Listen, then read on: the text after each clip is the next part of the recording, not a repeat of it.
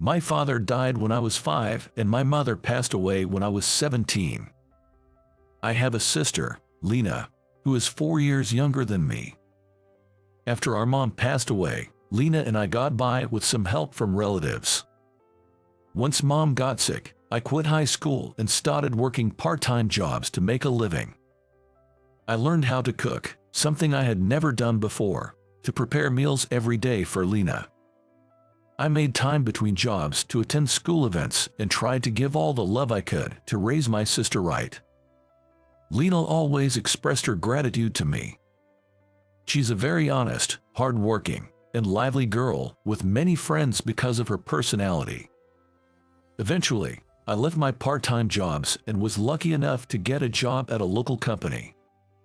Lena, on the other hand, went to a high school for welfare studies and, after graduating, started working at a welfare facility. Henry, since we lost Dad and Mom early, there's no one for us to care for, right? That's why I wanted to work at the welfare facility, to help people who are physically struggling. I was really impressed when I heard her reason for choosing her job. I'm proud of how well my sister has grown up. With her employment, Lena began living on her own, and we started living apart. At her workplace, Lena, always smiling and friendly, seemed to be well liked by the elderly residents and her colleagues. Lena has always been earnest and gives her all in everything she does. That attitude must touch people's hearts. That's something our late mother always used to say. Remember, whatever you do, give it your all with all your heart. If you do, your feelings will get through and ultimately lead to good results. Dad always used to say that too. I believe Lena inherited that spirit from our mom. As for me, I'm clumsy and not very savvy. I get flustered easily when I'm rushed, often irritating those around me. The company I work for supplies locally grown and processed vegetables to supermarkets nationwide. My department manages the sales of these products in supermarkets. It's been 8 years since I joined the company, but my time at work hasn't been very fulfilling or successful. I've been living some pretty remarkable days. That's why they still don't trust me with important jobs.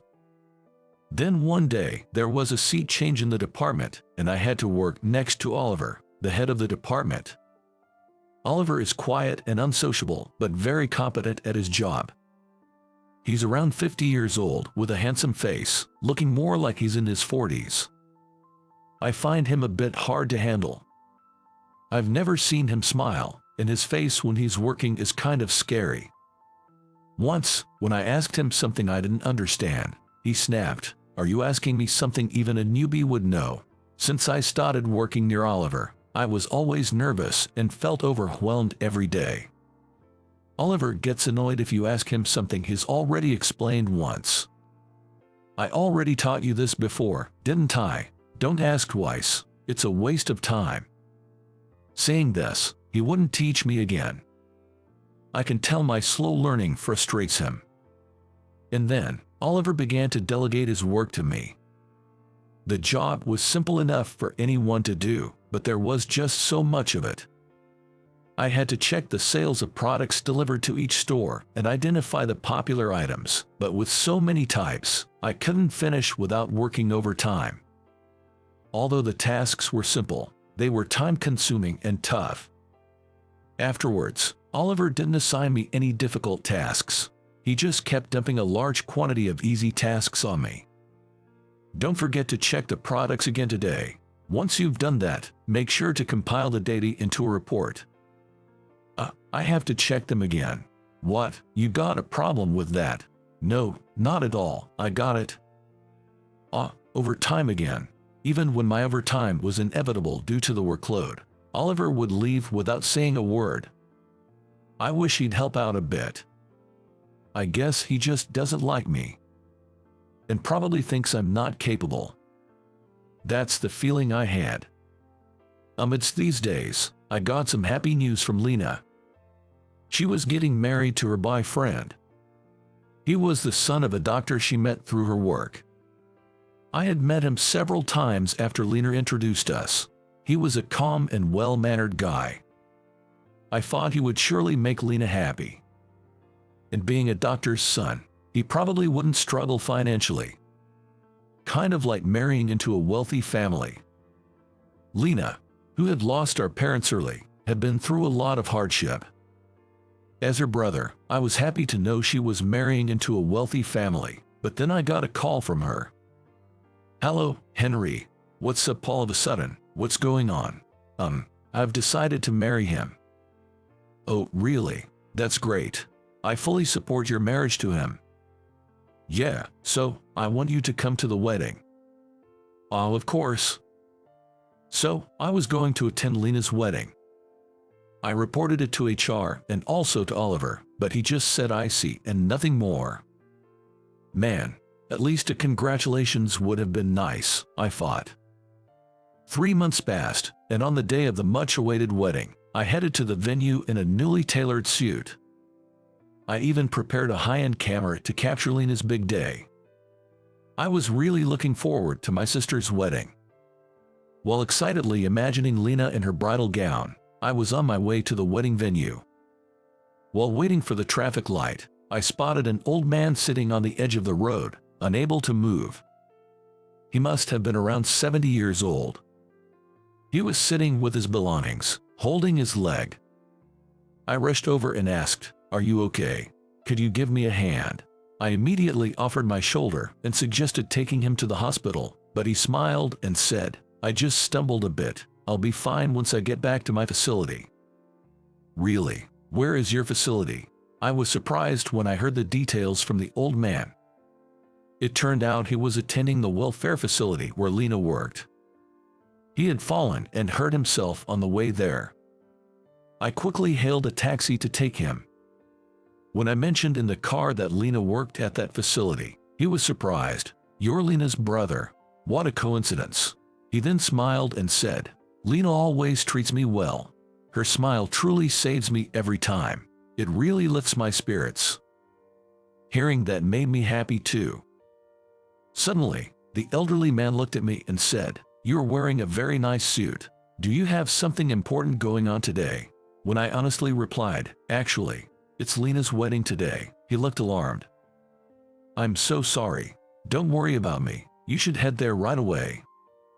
"No, it's all right. Please let me take you to your facility," I insisted. And so, I took the elderly man to the facility. It seemed he had heard about Lena's wedding but didn't realize it was today. He kept apologizing, saying, "I'm sorry for causing trouble on such an important day." "It's okay. Please don't worry about it," I reassured him. After dropping off the old man, I hurried to the wedding venue. I jumped into a taxi, but unfortunately, traffic was heavy, and I arrived much later than planned. I managed to make it in time for my speech, but I felt indescribable disappointment for not being there from the beginning, as I had looked forward to the ceremony. Lena comforted me, saying, "I'm just happy you could make it," but I still felt mixed emotions. Lena looked beautiful in her wedding dress. I thought our dad and mom would have cried tears of joy if they were alive. I took many pictures of my sister's once-in-a-lifetime moment with the camera I brought. The wedding ended successfully, and due to the hectic day, I didn't get a chance to tell Lena about the elderly man I met. I thought I could tell her another time when things had settled down. The next day, I went to work as usual. As soon as I arrived at work, Oliver turned to me and said, "I need to talk to you for a minute." His usual stern face made me nervous. Yes," I replied, feeling anxious inside. Did I do something wrong? It was the first time Oliver had asked to talk to me. I was really nervous. Maybe he was going to scold me, I thought as I followed him. As soon as we entered the meeting room, Oliver bowed his head and said, "I'm sorry." I was taken aback, and Oliver continued, "And thank you, really." He then revealed a surprising fact. The elderly man I had helped the day before was Oliver's father. The old man had spoken to Oliver about me at the facility. On that day, I had given the elderly man my business card as I was leaving. He must have seen the card and realized that I worked at the same company as Oliver. Oliver said, "Your sister Lena seems to take good care of my father. He's been smiling a lot more since he started going there." While saying this, Oliver smiled warmly, a sight I had never seen before. I was a bit shocked to see this side of him. Oliver continued to talk happily about his father. He must really love his father. He even shared memories of his father from his childhood. Then suddenly, Oliver said, "I have high expectations for you." "What?" I exclaimed in surprise. I stared at Oliver, making a silly face. "You'll do well once you've got the basics of the job down. That's why I gave you a job for a while, so that you could learn a simple job perfectly first." Oliver continued, "I wouldn't bother giving work or getting angry at someone I see no potential in. The task of checking the best-selling products delivered to stores is the foundation of the job," he said, patting my shoulder. Indeed, Oliver was right. His tone was as blunt as ever, but his face carried a kind smile. "Thank you. I'll work hard to meet your expectations, so please keep pushing me," I replied with a smile. To that, Oliver said, "Well, I guess I'll have to be even tougher on you now," jokingly with a smile. I think it was the first time I ever saw Oliver smile. I told Lena about this whole series of events. Apparently, Lena had met Oliver a few times, but she hadn't talked about work, so she didn't know I worked at the same place and that he was my boss. Lena told me about Oliver. Oliver really loves his dad. He often comes to the facility with him on Sundays and watches over his rehab.